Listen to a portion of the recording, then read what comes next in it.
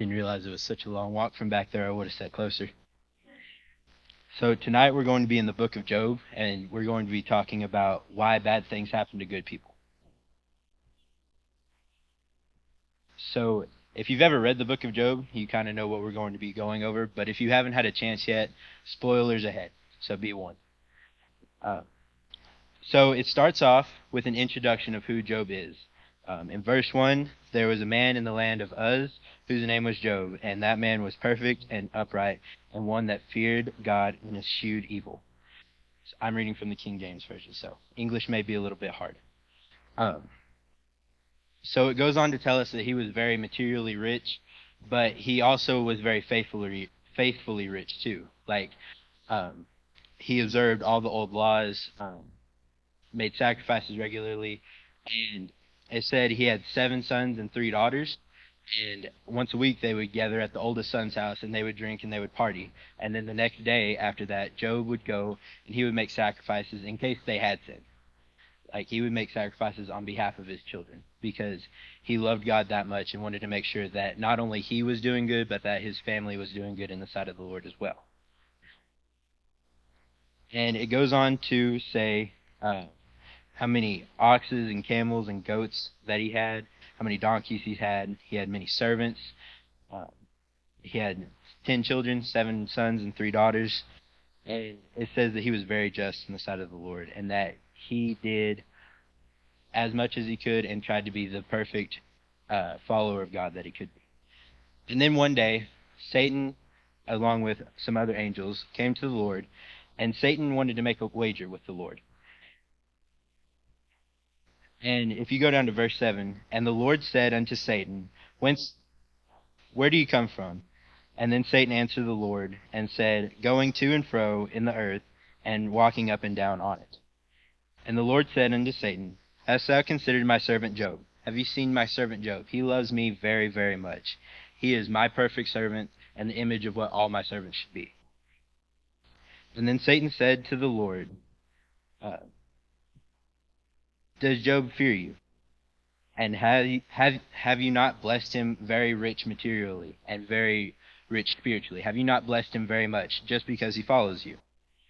And God was like, okay, I will let you take away all of his material wealth, all of his family, and see if he still follows me.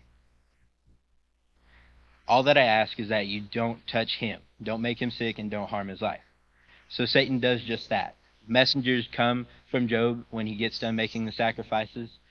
And the first messenger comes up.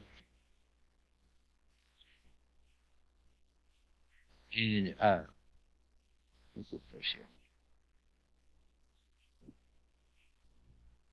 If you go to verse 13, and there was a day when his sons and daughters were eating and drinking wine in their eldest brother's house. And then there came a messenger unto Job, and said, the oxen were plowing, and the donkeys were feeding beside them. And the Sabeans fell upon them, and took them away, and they slain all the servants with the edge of the sword. And I am the only one that escaped to come and tell you. So Job is shocked by this. He doesn't know why this has happened. He's a good servant of the Lord. He doesn't know why the Lord will let this happen to him. But before the first servant could get done speaking, while he was yet speaking, there came also another, and said, the fire of God has fallen from heaven, and burned up the sheep, and the servants that were with them, and only I escaped to come tell you. So he gets another blow, one right after another. He learns that all of his sheep are gone, as well as all of his donkeys and oxen. They were stolen, and now his sheep are gone, and he's lost all the servants that were with him. And therein, while he was speaking, another servant came up, and said, the Chaldeans made out 3 bands, and fell upon the camels, and have carried them away. So even all of his camels that he had for his servants to ride and for him to ride, they were stolen by another army that was passing through. And while he was speaking, there came also another, and said, thy sons and thy daughters were eating and drinking wine in their eldest brother's house. And behold, there was a great wind from the wilderness, and smote the 4 corners of the house, and it fell upon the young men, and they are dead. And I am the only one that escaped. So Job, just one hit right after another. All of his livestock is gone, all of his servants are gone, all of his children are gone. So what he does, if you go down to verse 20. Then Job and went to his mantle and shaved his head, and then fell down on the ground, and he ripped his clothes off, and he worshipped the Lord. And then he said, naked I come out of my mother's womb, and naked shall I return to the Lord. So he's thinking, Lord, if you're going to take me now. I am at my lowest point that I have ever been. And he goes on to say, the Lord gives, and the Lord is taken away. So even at his lowest point that he has ever been to, he's still praising the Lord for all that he has been given, even though it's been taken away. And then if we go through a little bit, he's mourning the loss of all of his material wealth and his children. And then Satan goes to the Lord again, and he says, wow, you have a really great servant in Job. I've taken away all of his material wealth, and still he is your servant faithfully. And the Lord says, okay, I will let you make him sick. All I ask is that you spare his life. So Satan goes back, and he puts boils all over Job, from the bottom of his feet all the way to the top of his head. And Job goes through and scrapes him with a shattered clay pot just to get a little bit of relief. And Job is sitting there, and he's still praising God, but he's just sitting there quietly weeping to himself like, what did I ever do to deserve this? God is just, but I must have done something wrong to deserve this. And he stays there for a couple days, weeping and mourning, but still praising the Lord. And then 3 of his friends come up. And they sit there for days just weeping together. The 3 friends come and weep with their friend Job. And then finally they go into debate. And they're trying to tell him that Job must have done something wrong to deserve something like this. It goes through, starting in chapter 3, and it goes for a while.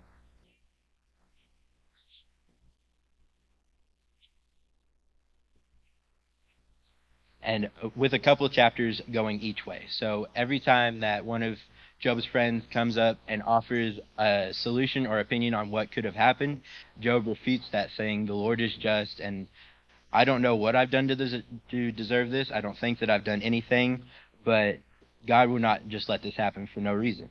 So he goes on praising God.